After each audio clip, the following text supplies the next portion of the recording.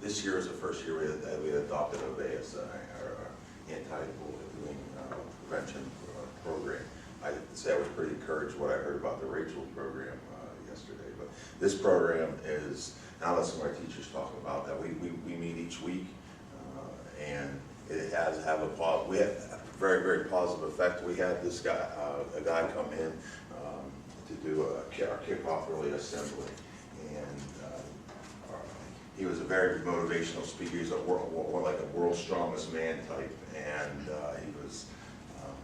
he gave a really inspirational story about how he was bullied and had a lisp, and kids really related to him very much. He ripped the phone books in half, he folded a pan, he really engaged the students into to get our base really kicked off. And anyone like to talk about their weekly lessons? Sure.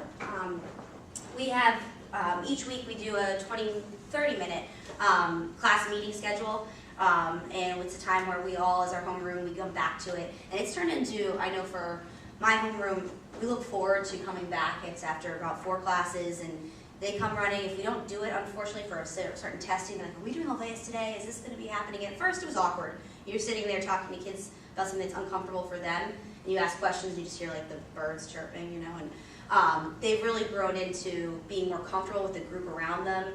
I know I figured out pretty quickly that a lot of our kids don't know each other's names, and so we'd have a contest something so simple as learn everyone in your homeroom's names, and kids that don't even talk usually have learned something about each of their homeroom peers in addition to their names. So it's opened up a lot of good conversations, and we're now more aware of what's going on, what they're thinking, and I think a lot of the leaders that you wouldn't expect are really coming out throughout this. Some of our more quiet students are becoming role models for some of the kids that probably aren't seen as bullies, and it gives them some self-reflection time. I know we had another speaker last year. His name's Mark Brown. If you ever get a chance to get him, he's through the Great American Opportunities magazine fundraiser, and he has a very interesting story. And I think it was our first time where he said, all right, don't look around, everybody. If you have ever been bullied, or if you've ever seen it, or if you've ever felt it, or bullied someone, stand up. And you know, one kid stands up, and then the entire auditorium stands up. And that was our first time where we all looked at each other and said, okay, we need to do something with Olveus. I think we need to really take this seriously and run with it. So it was a good starting point for us, and so far it's been working.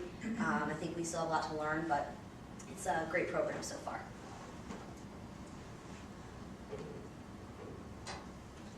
Okay, I can talk a little bit about this. We have a RAM reward program. And what that is we have this little, they're just little sheets of paper. And what we're trying to do with our RAM type reward program, I explained it a little bit with our character traits. We hand these out to students for a random, really active kindness. They open a door in the morning, we get a new student in school, and they're moving throughout.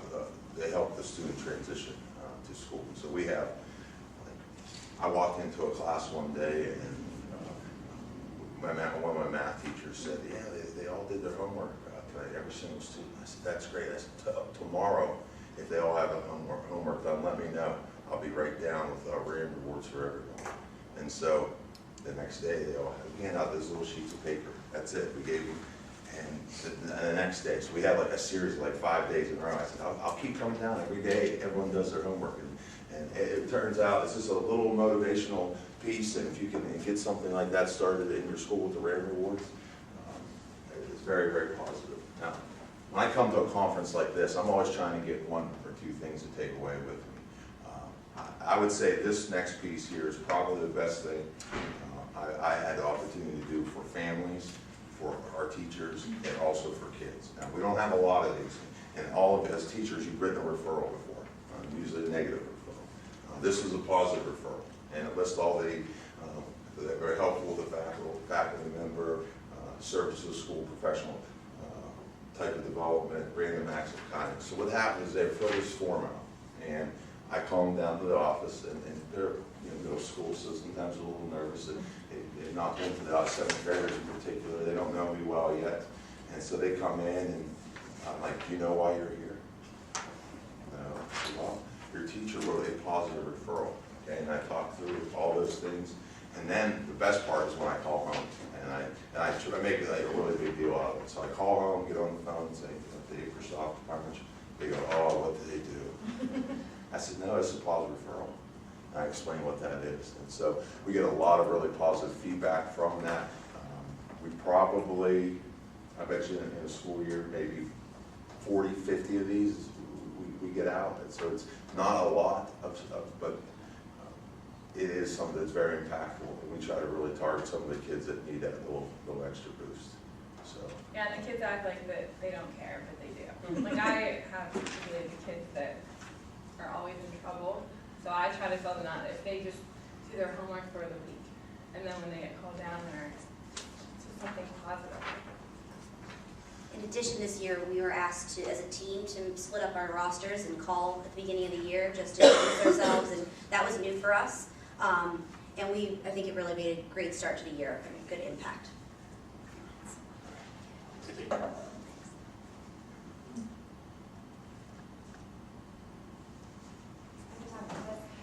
Part of our school, what we do is a professional learning community. It's kind of a club for teachers called the PLC.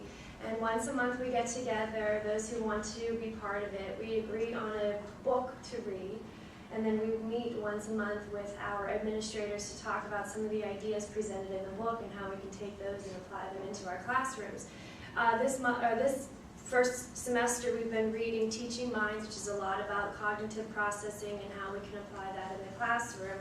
But really what we're getting out of it is that it's collaboration time. So when you sit down with a mix of teachers, and I'm noticing being English and having an art teacher, having math teachers, having tech ed teachers sitting down together, you're realizing now that what's going on in their classroom and how you can connect to them and how you can apply, maybe the Holocaust unit across social studies, across art, across science. And we're really seeing it as an opportunity for cross-curricular planning. More so than just pulling ideas out of a book, we're working together to collaborate on units in a group setting, which has been really beneficial, I'm noticing, with our school. Something else, we have team time every day. Team time is when the team teachers get together during a 40-minute period just to reflect on that day, that week. We plan a calendar together so that the students are aware of all of their tests within a given week, and the teachers are aware of all of the tests in a given week. So it kind of allows us to plan properly so the kids aren't overwhelmed. We talk about students who may have specific needs. We go back and look at IEP. So it really just allows us to sit down and regroup and make our teams a lot better. And that's provided every day, and it's really mandatory, but we fall into doing it every day. You just, you expect it, and it provides so much benefit to our team and us. The steering committee is a club or a group of teachers, again, who meet after school a couple times a month, who get together just to talk about where the school is going. So they bring up issues within the middle school, ideas within the middle school, present them to administration, and then work through it together. So it just keeps the communication lines going. Okay, I'm going to move forward. And then this is something new we started this year. We have Team STEAM Days, which is science, technology, engineering, arts, and mathematics. And we've had professionals, either parents from the community or just professionals that are involved in the science and engineering fields come in and talk to our kids and really show them how all of the classes feed into being involved in those math and science careers. So it's a great thing to do. I'm sure most of you are like I am. I'm tired of explaining to my kids about athletes who get in trouble, and we're trying to create career role models. And so we were very fortunate to have. We probably had 20 to 25 speakers come in and give some really dynamic presentations to kids. And certainly in the field, we need more workers. So these Team STEAM Days have been very, very positive in middle school. And now we have another group coming up, so we'll just wrap up with that. Thank you. Thanks.